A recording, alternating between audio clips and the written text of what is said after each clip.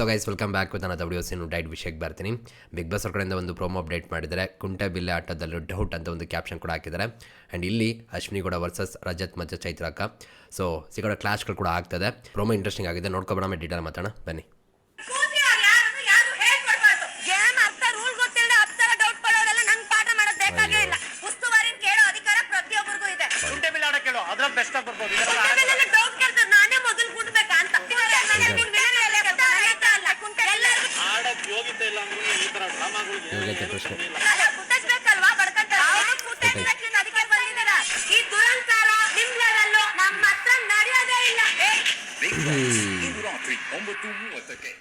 ಏನನ್ಸು guys promo ನೋಡಿ comment section ತಿಳಿಸಿ ನೋಡೋಣ. ಆ್ಯಕ್ಚುಲಿ ನಮ್ಮ ಹಳೆ ಅಶ್ವಿನಿ ಗೌಡ ಆಗಿರಿ ಇನ್ನೂ ಸಖತ್ತಾಗಿ ಕೊಡೋರು, ಬಟ್ ಇವಾಗ ತುಂಬ ಬದಲಾವಣೆ ಅವ್ರ ಕಡೆಯಿಂದ ಆಗ್ತಾಯಿದೆ.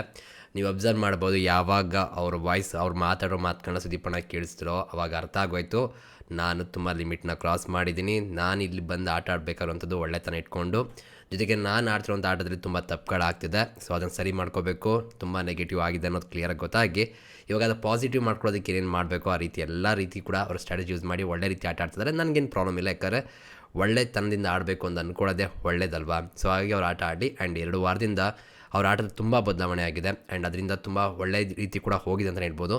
ಬಟ್ ಏನಪ್ಪ ಅಂದರೆ ನಮ್ಮ ಹಳೆಯ ಅಶ್ವಿನಿ ಗೌಡ ಇದ್ದರೆ ಅದು ಮಜನೇ ಬೇರೆ ಅಂತಲೇ ಹೇಳ್ಬೋದು.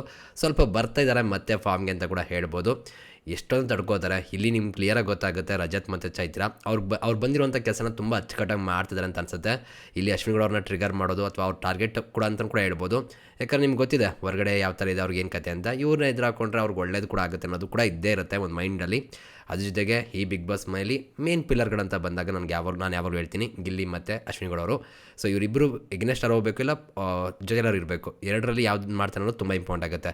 ಗಿಲ್ಲಿಗೆ ಎಗ್ನೆಸ್ಟ್ ಹೋದರೆ ಏನೇನಾಗುತ್ತೆ ನಿಮ್ಗೆ ಕತೆ ಅಂದರೆ ನಿಮ್ಗೆ ಗೊತ್ತಿದೆ, ಬಟ್ ಅಶ್ವಿನಿ ಗೌಡ ಅವ್ರು ಎಗ್ನೆಸ್ಟ್ ಹೋದರೆ ಏನೋ ಒಂದು ಆಗುತ್ತೆ ಅಂತ ತುಂಬ ಕ್ಲಿಯರಾಗಿ ಗೊತ್ತಿತ್ತು. ಬಟ್ ಇಲ್ಲಿ ಒಂದು ವಿಷಯ ಏನಪ್ಪ ಅಂದರೆ ಅಶ್ವಿನಿ ಗೌಡ ಅವ್ರು ಮೊದಲಿನ ಥರ ಇದ್ದಿದ್ರೆ ಬೇರೆ ಕತೆ ಆಗ್ತಿತ್ತೇನೋ, ಬಟ್ ಇವಾಗ ಅವ್ರ ಕಡೆಯಿಂದ ಬದಲಾವಣೆ ಕಂಡಿರೋದ್ರಿಂದ ಜನ ಕೂಡ ಅವ್ರನ್ನ ಅಕ್ಸೆಪ್ಟ್ ಮಾಡಿದ್ದಾರೆ ಅಂತ ನನ್ನ ಅನಿಸಿಕೆ. ಬಟ್ ಇಲ್ಲಿ ಯಾವ ಥರ ಸ್ಟ್ರಾಟಜಿ ವರ್ಕ್ ಆಗುತ್ತೆ ಏನು ಕತೆ ಅಂತ ಗೊತ್ತಿಲ್ಲ. ಬಟ್ ನೀವು ಅಬ್ಸರ್ವ್ ಮಾಡಿದ್ರೆ ತುಂಬ ಕೆಲವೊಂದು ಕಡೆ ಬೇಕು ಅಂತಲೇ ಮಾಡ್ತಿದ್ದಾರೆ ಅನ್ನೋ ರೀತಿ ಕೂಡ ಅನಿಸುತ್ತೆ. ಇವರು ವೈಟ್ ಕಾರ್ಡ್ ಕಂಟೆಸ್ಟೆಂಟಾಗಿ ಬಂದವರು. ನೋಡುವ ಎಲ್ಲಿಗೆ ಹೋಗ್ಬಿಟ್ಟದ್ದು ಏನು ಕತೆ ಅಂತ. ಜೊತೆಗೆ ಈ ಪ್ರೋಮೋದಲ್ಲಿ ನನಗೆ ಬೇಜಾರಾಗಿದ್ದಂಥ ವಿಷಯ ಏನಪ್ಪ ಅಂದರೆ, ನಾವು ಹಳೆ ಬಿಗ್ ಬಾಸ್ ಅಂದರೆ ಓಲ್ಡ್ ಸೀಸನ್ ಎಲ್ಲ ನೋಡ್ತಿರ್ಬೇಕಾದ್ರೆ ಈ ಶುಕ್ರವಾರ ಅಂತ ಬಂದಾಗ ಕಳಪೆ ಯಾರು, ಉತ್ತಮ ಯಾರು, ಕ್ಯಾಪ್ಟನ್ ಯಾರು ಅಂತ ಸಿಕ್ಕಾಪಟ್ಟೆ ಕ್ಯೂರಿಯಾಸಿಟಿಯಿಂದ ಕಾಯ್ತಾ ಇದ್ದೋ. ಅದು ನೋಡೋಕ್ಕೆ ಖುಷಿ ಆಗೋದು. ಓಕೆನಾ, ಇವಾಗ ನಮ್ಮ ಬಿಗ್ ಬಾಸ್ ಮೇಲೆ ಬಿಗ್ ಬಾಸ್ ಇಲ್ಲ, ವಿಲನ್ ಇರೋದಲ್ವಾ. ಸೊ ಹಾಗೆ ಕಳಪೆ ಮತ್ತು ಉತ್ತಮ ಇದು ಇದೆಯಾ ಇಲ್ವಾ ಅಂತಲೂ ಕ್ಲಾರಿಟಿ ಇಲ್ಲ. ಸರಿ ಹೋಗ್ಲಿ ಬಿಡಿ, ಉತ್ತಮ ಮತ್ತು ಕಳಪೆ ಬೇಡ, ಓಕೆನಾ, ಸೈಡ್ಗೆ ಇಟ್ಬೋಣ. ಅಟ್ಲೀಸ್ಟು ನಮ್ಗೆ ಇದಿತ್ತು ಗೊತ್ತಾ, ಕ್ಯಾಪ್ಟನ್ಸಿ ಟಾಸ್ಕ್ ಅಂತ ಇತ್ತಲ್ವ, ಅದನ್ನಾದರೂ ಏನಾದ್ರು ಮಾಡಿದ್ದಾರೆ. ಇಲ್ಲಿ ಕ್ಯಾಪ್ಟನ್ಸಿ ಟಾಸ್ಕ್ ಆಗ್ತಿರ್ಬೇಕನ್ನ ಆಗಿರೋ ಕತೆಗಳಿವೆಲ್ಲ, ಓಕೆನಾ.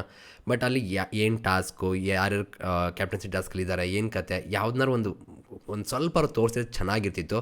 ಇಲ್ಲಿ ನೀವು ಅಬ್ಸರ್ವ್ ಮಾಡಿ, ಇದ್ರಲ್ಲಿ ಫುಲ್ ಇರೋದೇ ಬರೀ ಕ್ಲಾಶ್ಗಳು, ಹೀಗೋ ಕ್ಲಾಶ್ ಅಂತ ಹೇಳ್ಬೋದು ಅಷ್ಟೇ. ಅದು ಬಿಟ್ಟರೆ ಇಲ್ಲಿ ಏನೂ ಇಲ್ಲ. ಅವ್ರು ಮಾತಾಡಿದ್ರು ಇವ್ರು ಮಾತಾಡ್ತಿದ್ದಾರೆ ಅಷ್ಟೇ. ಅದನ್ನು ಬಿಟ್ಟರೆ ಏನು ಕೊಟ್ಟೂ ಇಲ್ಲ. ಬಟ್ ಇದನ್ನೇ ಒಂದು ಪ್ರೋಮೋ ಮಾಡಿ ಅಪ್ಡೇಟ್ ಮಾಡೋದು ನೋಡಿದಾಗ ಸಿಕ್ಕಾಪಟ್ಟೆ ಬೇಜಾರು ಕೂಡ ಆಗುತ್ತೆ. ಯಾಕಂದರೆ ನಮ್ಮ ಜನ ಸಿಕ್ಕಾಪಟ್ಟೆ ಸಪೋರ್ಟ್ ಮಾಡ್ತಾರೆ ಬಿಗ್ ಬಾಸ್ಗೆ ಅಂತಲೇ ಹೇಳ್ಬೋದು, ಸಿಕ್ಕಾಪಟ್ಟೆ ಪ್ರೀತಿಯಿಂದ ನೋಡ್ತಾರೆ. ಸೊ ಅವ್ರಿಗೆ ಈ ಥರ ಎಲ್ಲ ಸುಮ್ಮನೆ ಏನೋ ಕಾಟಾಚಾರಕ್ಕೆ ಅಪ್ಡೇಟ್ ಮಾಡ್ದಂಗೆ ಮಾಡ್ತಾ ಇರೋವಂಥದ್ದು ಸ್ವಲ್ಪ ಬೇಜಾರಾಗ್ತದೆ. ನಿಮ್ಗೆ ಅನಿಸುತ್ತೆ ಗೈಸ್, ನಮ್ಮ ಹಳೆ ಬಿಗ್ ಬಾಸ್ಗಳಲ್ಲಿ ನಿಮಗೆ ಅಬ್ಸರ್ವ್ ಮಾಡಿದ್ರೆ ಕ್ಯೂರಿಯಾಸಿಟಿ ಜಾಸ್ತಿ ಇರ್ತಾಯಿತ್ತು, ಮತ್ತು ಪ್ರೋಮೋಗಳು ಕೂಡ ಅದೇ ರೀತಿ ಇರ್ತಿತ್ತು, ಕಂಟೆಸ್ಟೆಂಟು ಅದೇ ರೀತಿ ಇದ್ರು ಬಿಡಿ. ಇವಾಗೇನು ಒಬ್ಬರಿಬ್ಬರು 3 ಜನ ಈ ಥರ ಇದೆ ಕತೆಗಳು, ಅದಕ್ಕೆ ಹಿಂಗೆ ಆಗ್ತಾಯಿದೆ. ಬಟ್ ಏನಪ್ಪ ಅಂದರೆ ಆ ಥರ ಪ್ರೋಮೋಗಳು ನೀಟಾಗಿ ಮಾಡಿದ್ರೆ ಚೆನ್ನಾಗಿರೋದು. ಅಟ್ಲೀಸ್ಟ್ ಕ್ಯಾಪ್ಟನ್ಸಿ ಟಾಸ್ಕ್ದು ಒಂದು ಯಾರ್ಯಾರು ಇದ್ದಾರೆ, ಯಾವ ಥರ ಫೈಟ್ ಆಯಿತು, ಅಲ್ಲೇನೋ ಕ್ಲಾಶ್ ಆಗಿರೋದು, ಅಥವಾ ಏನೋ ಒಂದು ಗೇಮ್ ಮಾಡ್ತಿರೋದು, ಇದನ್ನೆಲ್ಲ ಕೊಟ್ಟರೆ ಯಾವ ಥರ ಗೇಮು ಅಟ್ಲೀಸ್ಟ್ ಖುಷಿಯಾಗುತ್ತೆ, ಒಂದು ಎಕ್ಸ್ಪೆಕ್ಟೇಷನ್ ಇರುತ್ತೆ. ಬರೀ ಇವ್ರ ಜಗಳಗಳು ನೋಡಿದ್ರೆ ಅದು ಕೂಡ ಈ ಜಗಳದ ನೀವು ಅಬ್ಸರ್ವ್ ಮಾಡಿ ಒಂದು ವಿಷಯಕ್ಕೆ ಸಂಬಂಧಪಟ್ಟಂಗೆ ಜಗಳ ಆಗಿರುವಂಥದ್ದು, ಓಕೆನಾ. ಬಟ್ ಅಲ್ಲಿ ನೀವು ಅಬ್ಸರ್ವ್ ಮಾಡಿದ್ರೆ ತುಂಬ ವಿಷಯಗಳು ಅಂದರೆ ಕಟ್ಟಾಗಿದೆ. ಅಂದರೆ ಹೋಗುವಾಗ ಒಂದು ಕತೆ ಆದರೆ ಅಲ್ಲಿ ಹೋಗಾದ್ಮೇಲೆ ಒಂದು ಕತೆ ಅನ್ನೋ ರೀತಿ ಕಾಣಿಸಿದೆ. ಸೊ ಅದೆಲ್ಲ ಕೂಡ ಕಟ್ ಮಾಡಿ ಪ್ರೋಮೋ ಅಪ್ಡೇಟ್ ಮಾಡಿದ್ದಾರೆ. ಏನು ಹೇಳ್ತೀರಾ ಗೈಸ್ ಇದಕ್ಕೆ?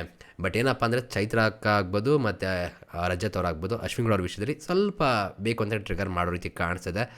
ಇದು ಉದ್ದೇಶ ನಿಮ್ಗೆ ಏನಿಸುತ್ತೆ ಕಮೆಂಟ್ ಸೆಕ್ಷನ್ ತಿಳಿಸಿ ನೋಡೋಣ. ಆ್ಯಂಡ್ ಈಗ ಪ್ರಮೋದ್ ಕೂಡ ಒಂದಿಷ್ಟು ವಿಷಯಗಳಿದೆ, ನೋಡ್ತಾ ರಿಯಾಕ್ಷನ್ ಕೊಡ್ತಾ ಡೀಟೇಲ್ ಮಾತಾಡೋಣ ಬನ್ನಿ. ಇದು ರೂಲ್ಸ್ ಬುಕ್ಕಲ್ಲಿ ಇದೆಯಾ? ಇವಾಗ ಗೇಮ್ ಅಂತ ಬಂದಾಗ ಅಲ್ಲಿ ಗೇಮ್ ಆಡ್ತಿರ್ಬೇಕಾದ್ರೆ ಏನೋ ಸಜೆಷನ್ ಕೊಡ್ತಾರೆ, ನೀವು ನೋಡಿದ್ದೀರಾ. ಸೊ ಅದು ಸಜೆಷನ್ ಕೊಡೋಂಥದ್ದು ಅಥವಾ ಏನಾರು ಹೇಳುವಂಥದ್ದು ಸರಿನಾ ತಪ್ಪ ನೀವು ಹೇಳಿ. ಈಗ ಹೇಳಬೇಕು ಅಂತಲೂ ಇರೋದಿಲ್ಲ, ಹೇಳ್ಬಾರ್ದು ಅಂತಲೂ ಇರೋದಿಲ್ಲ ರೂಲ್ಸ್ ಬುಕ್ಗಳಲ್ಲಿ ನನ್ನ ಪ್ರಕಾರ. ಅದನ್ನ ಒಂದು ಗ್ರೇ ಏರಿಯಾ ಅಂತ ಕೂಡ ಅನ್ಕೋಬೋದು. ಸೊ ಇಲ್ಲ ಅನ್ನೋದು ಇರೋದು ಇಲ್ಲ ಅಂತಲೂ ಇರೋಲ್ಲ, ಇದೆ ಅಂತಲೂ ಇರೋದಿಲ್ಲವಲ್ಲ, ಅಂಥದ್ದನ್ನ ಗ್ರೇ ಏರಿಯಾ ಅಂತ ಹೇಳ್ತೀವಿ. ಸೊ ಆ ಥರ ಕೂಡ ತಗೋಬೋದು. ಬಟ್ ಇದು ಯಾವ ಥರ ಪ್ರಾಬ್ಲಮ್ ಕೊಟ್ಟಿದೆ, ಅಲ್ಲಿರೋಂಥ ಸ್ಪರ್ಧೆಗಳಿಗೆ ಯಾರು ಏನು ಹೇಳಿದ್ರು ಎಲ್ಲ ಕೂಡ ಇಂಪಾರ್ಟೆಂಟ್ ಆಗುತ್ತೆ. ಜೊತೆಗೆ ಅದು ಅಶ್ವಿನಿ ಅವ್ರಿಗೆ ಯಾವ ಥರ ಎಫೆಕ್ಟ್ ಮಾಡಿದೆ ಅನ್ನೋದು ಕೂಡ ತುಂಬ ಇಂಪಾರ್ಟೆಂಟ್ ಆಗುತ್ತೆ. ವೆಯ್ಟ್ ಮಾಡಿ ನೋಡೋಣ. ಇದು ಸ್ವಲ್ಪ ಜಾಸ್ತಿ ಆಯಿತು ಅಂತ ಅನ್ಕೋತೀನಿ. ಈಗ ಇವರು ಪ್ರೀವಿಯಸ್ ಸೀಸನ್ ಏನೆಲ್ಲ ಕಥೆಗಳು ಮಾಡಿದ್ರು, ಯಾವ ಥರ ಅರ್ಥ ಮಾಡ್ಕೊಂಡಿದ್ರು, ಯಾವ ಥರ ಉಸ್ತುವಾರಿ ಮಾಡಿದ್ರು, ಏನೆಲ್ಲ ಆಯಿತು ನಾವೆಲ್ಲ ತುಂಬ ಕ್ಲಿಯರಾಗಿ ನೋಡಿದ್ವಿ. ಈ ಸೀಸನ್ಗೆ ಬಂದಿದ್ದಾರೆ, ಒಳ್ಳೆಯದು, ಆಟ ಆಡಿ ಏನೂ ತಪ್ಪಿಲ್ಲ. ಆದರೆ ಈ ಬಿಲ್ಡಪ್ ತೊಗೊಳೋದಿದೆಯಲ್ಲ ಸ್ವಲ್ಪ ಕಡಿಮೆ ಮಾಡಿದ್ರೆ ಚೆನ್ನಾಗಿರುತ್ತೆ. ನಾವು ಎಕ್ಸ್ಪೆಕ್ಟ್ ಮಾಡ್ದಂಗೆ ಆಗಿದೆ. ಗಿಲ್ಲಿಯರ್ ವಿಷಯದಲ್ಲಂತೂ ಇಲ್ಲ, ಎಲ್ಲ ಉಲ್ಟಾ ಆಗ್ಬಿಟ್ಟಿದೆ. ಎಲ್ಲರೂ ಇವರು ಗಿಲ್ಲಿಯರ್ ಜೊತೆ ಚೆನ್ನಾಗಿದ್ದಾರೆ, ಬಟ್ ಅಶ್ವಿನಿ ಗೌಡ ವಿಷಯದಲ್ಲಿ ಕೂಡ ಕ್ಲಾಶ್ ಆಗುತ್ತೆ ಅಂತ ಅಂದ್ಕೊಂಡಿದ್ವಿ. ಅದೇ ರೀತಿ ಆಗ್ತಾಯಿದೆ. ಓಕೆನಾ, ಅದು ಕೇಳಿದ್ನಲ್ಲ, ಆ ಕಾರಣ ಕೂಡ ಇರ್ಬೋದು. ಬಟ್ ಏನಪ್ಪ ಅಂದರೆ ಇವಾಗ ನಾವು ಬೆಳಗ್ಗೆ ಬಂದಂಥ ಒಂದು ಪ್ರೊಮೋದಲ್ಲಿ ಕೂಡ ನನಗೆ ಆ್ಯಕ್ಚುಲಿ ಏನಿಸ್ತು ಅಂದರೆ ಲೈಟ್ ಹತ್ತಿಲ್ಲ ಅಂತ ಅನಿಸ್ತು. ಬಟ್ ಲೈಟ್ ಅಂತ ಬಂದಾಗ ಅದು ಫಸ್ಟ್ ಬಜರ್ ಹೊಡೆದಿದ್ದಂಥದ್ದು ನಮ್ಮ ಇವರೇ ಯಾರು ರಜತ್ ಅಂತ ಅನಿಸುತ್ತೆ. ಬಟ್ ಅದು ಟಚ್ ಆಗಿ ಏನು ಲೈಟ್ ಹತ್ತಿಲ್ವೇನೋ ಅಂತ ಅನಿಸ್ತು ನನಗೆ ಪರ್ಸ್ನಲಿ. ನೋಡುವ. ಬಟ್ ತುಂಬ ವಿಷಯಗಳಾಗಿದೆಯಂತೆ. ಲೈವಲ್ಲಿ ಲೈವ್ ನೋಡೋರು ತುಂಬ ಜನ ಅಪ್ಡೇಟ್ ಮಾಡ್ತಾಯಿದ್ರು. ತುಂಬ ಕ್ಲಾಶ್ಗಳು, ತುಂಬ ಜಗಳಗಳೆಲ್ಲ ಆಗಿದೆ, ಏನೋ ಅನ್ಫೇರ್ ಆಗಿದೆ, ಎಲ್ಲ ಅಪ್ಸೆಟ್ ಆಗಿರೋ ಏನೋ ಬರ್ತಾಯಿತ್ತು. ಕ್ಲಾರಿಟಿ ಇಲ್ಲ, ನೋಡೋಣ, ಎಪಿಸೋಡ್ ನೋಡ್ರೆ ಗೊತ್ತಾಗುತ್ತೆ. ಜೊತೆಗೆ ಇಲ್ಲಿ ಇವರ ಉಸ್ತುವಾರಿ ಅಂತ ಬಂದಾಗ ತುಂಬ ತಪ್ಪುಗಳಾಗಿದೆ. ಆ್ಯಂಡ್ ಇವಾಗ ಇವರು ಎಲ್ಲ ನನಗೆ ಮಾತ್ರ ಗೊತ್ತು ಅಂತ ಅನ್ನೋ ರೀತಿ ಮಾತಾಡ್ತಿರೋಂಥದ್ದು. ಯಾರು ಎಲ್ಲರೂ ಕೂಡ ಏನು ಅಷ್ಟು ಮಟ್ಟಿಗೆ 100% ಅರ್ಥ ಮಾಡ್ಕೋಕ್ಕಾಗಲ್ಲ. ಏನೋ ಒಂದು ತಪ್ಪಾಗಿ ಆಗುತ್ತೆ. ಪ್ರೀವಿಯಸ್ ಸೀಸನ್ ಏನೋ ಸ್ವಲ್ಪ ಗ್ರೇ ಏರಿಯಾ ಅದು ಅಂತ ಬರ್ತಾಯಿತ್ತು. ಸ್ವಲ್ಪ ಜನ ಸ್ಪೋರ್ಟ್ಸಲ್ಲಿ ಅಥವಾ ಒಂದು ಗೇಮಲ್ಲಿ ತುಂಬ ಚೆನ್ನಾಗಿ ಆಟ ಆಡ್ತಿದ್ರು. ಸೊ ಹಾಗೆ ಚೆನ್ನಾಗಿ ಅರ್ಥ ಮಾಡ್ಕೊಂಡು ಚೆನ್ನಾಗಿ ಆಡೋರು. ಇಲ್ಲೇನೋ ಒಂದು ಆಗಿದೆ ಅಂದ್ಬಿಟ್ಟು ಅದನ್ನೇ ಇಟ್ಕೊಂಡು ಸ್ವಲ್ಪ ಟ್ರಿಗರ್ ಮಾಡೋ ರೀತಿ ಅನಿಸಿದೆ ಚೈತ್ರ ಅವರು. ಆ್ಯಂಡ್ ಇಲ್ಲಿ ಉಸ್ತುವಾರಿ ಮಾಡಿದವ್ರನ್ನ ಕೇಳೋಂಥ ಅಧಿಕಾರ ಅಂತ ಬಂದಾಗ ಯಾವ ವಿಷಯಕ್ಕೆ ಸಂಬಂಧಪಟ್ಟಂಗೆ ಮಾತಾಡ್ತಿದ್ದಾರೆ ಅಂತ ಗೊತ್ತಿಲ್ಲ. ಇವಾಗ ಇವ್ರು ಕೇಳಿದ್ದ ಅಲ್ಲಿ ಯಾರನ್ನೋ ಕೇಳಿರೋಂಥ ವಿಷಯಕ್ಕೆ ಏನು ಕತೆ ಗೊತ್ತಿಲ್ಲ. ಇವ್ರೇನಾದ್ರು ಕೇಳಿದಾಗ ಅದಕ್ಕೆ ಕ್ವಶನ್ ಮಾಡಿರೋದಕ್ಕೇ ಇಷ್ಟು ಸಲ ಕ್ವಶನ್ ಮಾಡ್ತೀರಾ ಹಂಗೆ ಹಿಂಗೆ ಅನ್ನೋ ರೀತಿ ಕೇಳ್ತಿರೋಂಥದ್ದು ಇಟ್ಕೊಂಡು, ಅಂದರೆ ಒಂದು ಟಾಸ್ಕ್ನ ಅರ್ಥ ಮಾಡ್ಕೊಳಕ್ಕೆ ಬರಲ್ಲ ನಿಮಗೆ, ಸೊ ಅದಕ್ಕೋಸ್ಕರ ಇಷ್ಟೆಲ್ಲ ಕೇಳ್ತಾರೆ ಇವ್ರು ಅನ್ನೋ ರೀತಿ ನೋಡ್ತಿದ್ದಾರೆ ಅಂತ ಅನ್ಸುತ್ತೆ. ಬಟ್ ಒಬ್ಬ ಉಸ್ತುವಾರಿ ಕೆಲಸ ಯಾರು ಎಷ್ಟೇ ಸಲ ಕೇಳಿದ್ರು ಕೂಡ ಅದನ್ನು ಅರ್ಥ ಮಾಡಿಸೋ ಜವಾಬ್ದಾರಿ ಅವ್ರದ್ದಾಗಿರುತ್ತೆ. ಮತ್ತು ಎಲ್ಲದಕ್ಕಿಂತ ಹೆಚ್ಚಾಗಿ ಆಟನ ನೀಟಾಗಿ ಎಲ್ಲೂ ತಪ್ಪಾಗದಂತೆ ನೋಡ್ಕೋಬೇಕಾಗುತ್ತೆ. ಉಸ್ತುವಾರಿ ಮೇನ್ ಕೆಲಸ ಅದೇ ಆಗಿರುತ್ತೆ. ಅದನ್ನು ಮಾಡಿದಂತೆ ಅದಕ್ಕೆ ಟಾಂಟ್ ಕೊಡುವಂಥದ್ದು ಎಷ್ಟು ಮಟ್ಟಿಗೆ ಸರಿ ನೀವು ಹೇಳಿ. ರಜತ್ ಸಿಕ್ಕಾಪಟ್ಟೆ ಟಾಂಟ್ಗಳನ್ನ ಕೊಡ್ತಿದ್ದಾರೆ ಅಶ್ವಿನಿ ಗೌಡ ಅವ್ರಿಗೆ. ನನ್ನ ಪ್ರಕಾರ ಅಶ್ವಿನಿ ಗೌಡ ಅವರು ಮೊದಲಿದ್ರಲ್ಲ ಹಂಗಿದ್ದಿರೆ ಇವಾಗ ರಜತ್ಗೂ ಒಂದು ಸ್ವಲ್ಪ ಸಖತ್ತಾಗಿರೋದು, ಸಖತ್ತಾಗಿ ಕೊಡೋರು ರಿಟರ್ನ್. ಓಕೆನಾ, ಯಾಕಂದರೆ ಅವ್ರ ಬಾಯ್ಲೇನು ಕಂಟ್ರೋಲ್ ಇಲ್ಲ, ಇವ್ರ ಬಾಯ್ಲೇನು ಕಂಟ್ರೋಲ್ ಇಲ್ಲ, ತುಂಬ ಜಾಸ್ತಿನೇ ಹೋಗ್ತಿತ್ತು ಅನಿಸುತ್ತೆ. ಬಟ್ ಏನು ಮಾಡೋಣ, ಇವಾಗ ಅಶ್ವಿನಿ ಗೌಡ ಸ್ವಲ್ಪ ತುಂಬ ಡಿಫ್ರೆಂಟ್ ಆಗ್ಬಿಟ್ಟಿದ್ದಾರೆ. ಏನು ಗೊತ್ತಾ, ಇದಿಷ್ಟೇ.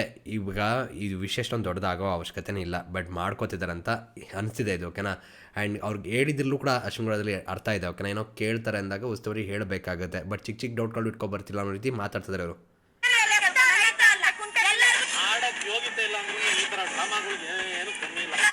ಬಟ್ ಏನಪ್ಪ, ನೆನ್ನೆ ಎಪಿಸೋಡ್ ನೋಡಿದಾಗ ಅದು ಫಸ್ಟ್ ಬಜರ್ ಹೊಡೆದಿಲ್ಲ ಅಂದ್ರೆ ನಾನೇ ಹೊಡೆದಿದ್ದೆ ಅನ್ನೋ ರೀತಿ ಮಾತಾಡ್ತಾರೆ. ಆ ಥರ ಡ್ರಾಮಾಗಳಂತ ಬಂದಾಗ ಮೇ ಬಿ ಇರ್ಬೋದು. ಸೊ ರಜತ್ ಹೇಳಿದ್ರು ಕೂಡ ಕೆಲವೊಂದು ಪಾಯಿಂಟ್ಗಳು ರೈಟ್ ಅಂತ ಅನಿಸ್ಬಿಡುತ್ತೆ ನನಗೆ, ಯಾಕಂದರೆ ಆ ಥರ ಘಟನೆಗಳು ನಡೆದಿರುತ್ತೆ. ಸೊ ಅಂಥದ್ದು ಕೂಡ ಇಂಥ ವಿಷಯಗಳಂತ ಬಂದಾಗ ಇದು ಅದೇ ರೀತಿ ಇರ್ಬೋದು ಅಂತ ಕೂಡ ಅನಿಸ್ಬಿಡ್ಬೋದು.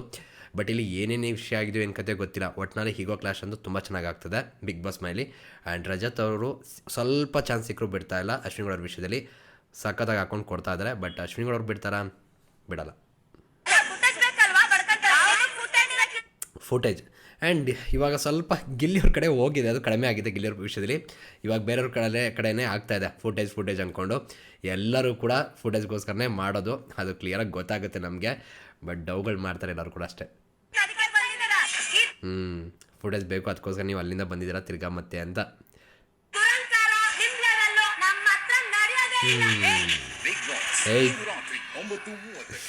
ಕ್ರೇಜಿ ಗುರು, ನೋಡೋಣ ಏನಾಗುತ್ತೆ ಏನು ಕತೆ ಅಂತ. ನಡೆಯಲ್ವಂತೆ ಚೈತ್ರ ಅವರ ಜೊತೆ ಇವೆಲ್ಲವೂ ಕೂಡ. ಏನಂತೀರಾ, ಚೈತ್ರ ಅವ್ರಿಗೆ ಹೋಲ್ಸ್ಕೊಂಡ್ರೆ ಅಶ್ವಿನಿ ಗೌಡ ಅವ್ರು ಬೆಟರ್ ಅಂತ ಅನಿಸ್ಬಿಡ್ತಾರೆ ಸಮ್ಟೈಮ್ಸ್ ನನಗೆ. ಬಟ್ ಏನು ಮಾಡೋಕ್ಕಾಗಲ್ಲ, ಇಲ್ಲಿ ಯಾರು ಏನು ಕಡಿಮೆ ಇಲ್ಲ, ಎಲ್ಲರೂ ಒಂದೊಂದು ಲೆವೆಲ್ ಜಾಸ್ತಿನೇ ಇದ್ದಾರೆ ಅಂತಲೇ ಹೇಳ್ಬೋದು. ನೋಡೋಣ ಯಾವ ಲೆವೆಲ್ಗೆ ಹೋಗಿ ಮುಟ್ಟತ್ತೆ ಏನು ಕತೆ ಅಂತ. ಕ್ಯಾಪ್ಟನ್ ಯಾರು, ಯಾವ ಥರ ಟಾಸ್ಕ್ ಏನು ಕತೆ, ಮತ್ತು ಇನ್ನೊಂದು ಕಂಟೆಂಡರ್ ಯಾರು ಆಗಿದ್ರು, ಮತ್ತು ಕಾವ್ಯ ಅವ್ರ ಬಗ್ಗೆ, ಗಿಲ್ಲಿ ಬಗ್ಗೆ ಇನ್ನೊಂದು ವೀಡಿಯೋ ಸಪ್ರೇಟ್ ಬರುತ್ತೆ, ಮಾತಾಡೋಣ. ಓಕೆನಾ, ಸಿಗೋಣ ಮತ್ತೆ. Thank you guys, love you guys, bye.